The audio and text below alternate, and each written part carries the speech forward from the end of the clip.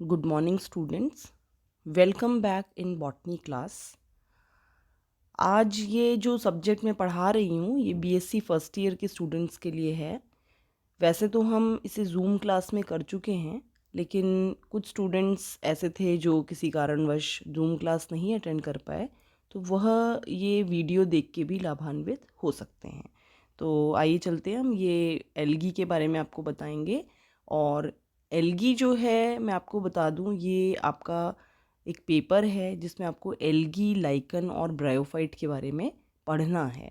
तो सबसे पहला जो टॉपिक है उसके अंदर वह है general characteristic and habitat of algae, कि एल्गी का के लक्षण क्या हैं, जनरल कैरेक्टर्स क्या हैं, और हैबिटेट से मतलब है कि एल्गी कहाँ कहाँ प्रवास करती है, कहाँ रहती है, अकरेंस क्या है, कहाँ पर पाई जाती है।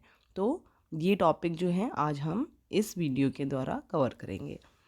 तो सबसे पहले हम देखते हैं अबाउट एल्गी, कि एल्गी क्या है।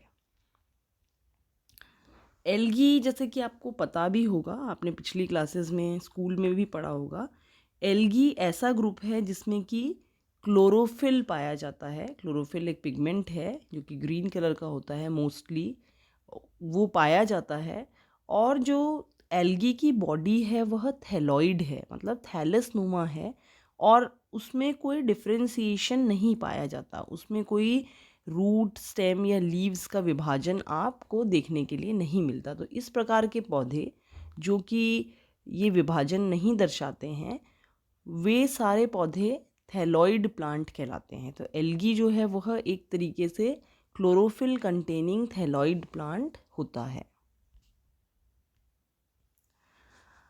अब क्योंकि ये थैलॉइड प्लांट है, तो एक ग्रुप है जिसके अंदर एक डिवीजन है, एक समूह है प्लांट्स का, जिसमें हमने थैलोफाइटा के नाम से जिसको हम जानते हैं, जिसमें हमने एल्गी को प्लेस किया है। और उसी थैलोफाइटा के अंदर फंजाई भी आता है, क्योंकि जब आप फंजाई पढ़ेंगे, एक पेपर आपका फंजाई का भी है, तो जब आप फंजाई पढ़ेंगे तो आप देखेंगे उसके अंदर भी रूट, स्टेम, लीव्स का विभाजन नहीं होता है। तो ये दोनों ही ग्रुप्स जो हैं वो थैलोफाइटा के अंडर में आते हैं, और प्लांट्स जो हैं वो थैलॉइड होते हैं। अब चूंकि हमने बोला कि थैलोफाइटा के अंदर एल्गी भी आता है और फंजाई भी आता है, तो हमें देखना होगा कि डिफरेंस क्या है, फंजाई किस प्रकार से एल्गी से भिन्न है। तो अगर हम विभिन्नता की बात करें, डिफरेंस की बात करें, तो जैसा आप जानते ही होंगे कि एल्गी जो है उसमें क्लोरोफिल प्रेजेंट है, मैंने अभी आपको बताया ही है। तो प्रेजेंट होने से वह अपना भोजन अपने आप बना सकती है। तो एल्गी जो है वो ऑटोट्रॉफिक हो जाती है, क्योंकि वो अपना भोजन अपने अपने आप बना सकती है। लेकिन अगर हम फंजाई की बात करते हैं तो फंजाई एक क्लोरोफिलस होती है, फंजाई के अंदर क्लोरोफिल नहीं पाया जाता है। क्योंकि उसमें क्लोरोफिल नहीं पाया जाता है तो वह अपना भोजन अपने आप नहीं बना सकती। और अगर वह अपना भोजन अपने आप नहीं बना सकती है तो वह ऑटोट्रॉफिक ना होके हेट्रोट्रॉफिक कहलाएगी।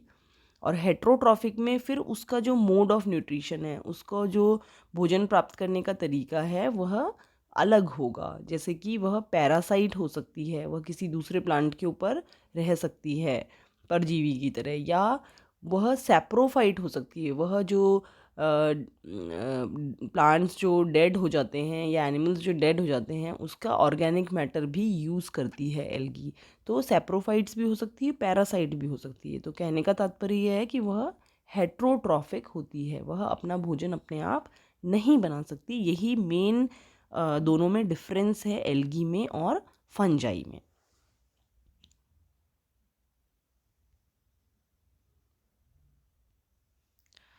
अब देखते हैं सेलिएंट फीचर्स ऑफ एल्गी। अगर प्रश्न आता है कि एल्गी के बारे में मुख्य लक्षण क्या क्या हैं, आप कैसे इसको अलग कर सकते हैं दूसरे पौधों से, तो वो सेलिएंट फीचर्स जो हैं वो हम इसमें डिस्कस कर रहे हैं। सबसे पहला जो बताया मैंने आपको कि क्लोरोफिल कंटेनिंग होता है ये, और ये ऑटोट्रॉफिक होता है, क्योंकि क्लोरोफिल है तो फोटोसिंथेसिस हो सकता है, फोटोसिंथेसिस है तो ये अपना भोजन अपने आप बना सकता है। तो हम लिखेंगे इसको chlorophyll containing autotrophic thalloid plants. Second है हैबिटेट की बात करें या अक्रेंस की बात करें तो वो मोस्टली एक्वेटिक होता है, जलीय होता है। ज़्यादातर एल्गी जो है वो आपको जल के अंदर मिलती है। अगला point, plant body does not show differentiation in various tissue systems.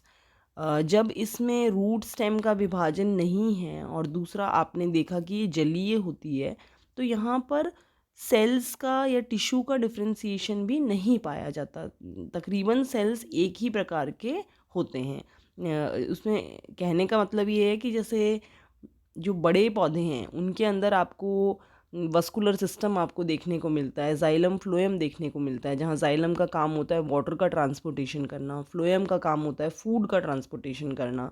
क्योंकि वो बड़े पौधे हैं, उनमें स्टेम की लंबाई काफ़ी होती है, आपको जड़ से पानी पहुँचाना है लीफ तक, तो एक पूरा सिस्टम चाहिए जो पानी पहुंचा सके, या लीफ से भोजन पूरे प्लांट में पहुंचाना है तो एक पूरा सिस्टम चाहिए जो ये प्लांट में भोजन पहुंचा सके।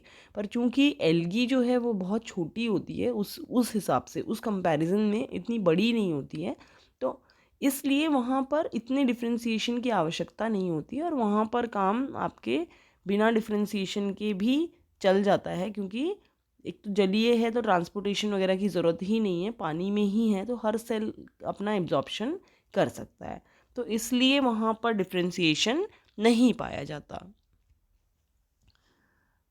अगर हम रिप्रोडक्शन की बात करते हैं तो रिप्रोडक्शन जब होता है, सेक्सुअल रिप्रोडक्शन जब होएगा तो सेक्सुअल रिप्रोडक्शन के अंदर सेक्स ऑर्गन्स बनते हैं या रिप्रोडक्टिव ऑर्गन्स बनते हैं। और ये जो रिप्रोडक्टिव ऑर्गन्स होते हैं मोस्टली यूनिसेल्युलर होते हैं एल्गी के केस में, और इनके अंदर किसी भी प्रकार का प्रोटेक्शन नहीं पाया जाता। बस एक सिंगल सेल का रिप्रोडक्टिव ऑर्गन है तो वो सिंगल सेल ही होता है, उसके चारों तरफ कोई स्टेराइल कवरिंग या जैकेट नहीं पाई जाती है।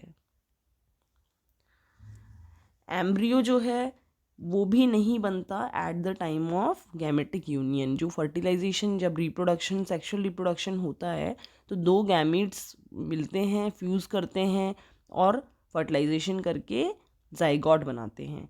लेकिन उस जाइगॉट से जब आगे डेवलपमेंट होता है, वापस से एल्गी बनती है, एल्गी का प्लांट बनता है, तो उस प्रोसेस के अंदर कहीं पे भी एम्ब्रियो फॉर्मेशन नहीं होता। ये एम्ब्रियो फॉर्मेशन जो है बड़े प्लांट्स में होता है, इसलिए हमने यहाँ कंपैरिजन डाला है।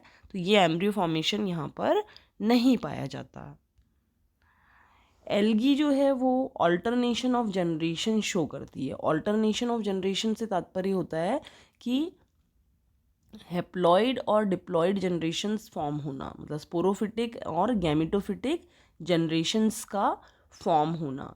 तो ये ऑल्टरनेशन ऑफ जनरेशन आप देखेंगे, ये पूरा एक टॉपिक भी है, मैं आपको बताऊंगी लाइफ साइकिल ऑफ एल्गी या ऑल्टरनेशन ऑफ जनरेशन, जिसमें कि आप देखेंगे डिप्लॉइड, कैसे डिप्लॉइड जो एल्गी है उसमें किस प्रकार से जो गैमीट्स फॉर्म होते हैं वो हेप्लॉइड होते हैं, और किस प्रकार से हेप्लॉइड गैमेट फ्यूज़ करके वापस डिप्लॉइड एल्गी दे देते हैं आपको। तो ये चक्र चलता रहता है और ये लाइफ साइकिल है।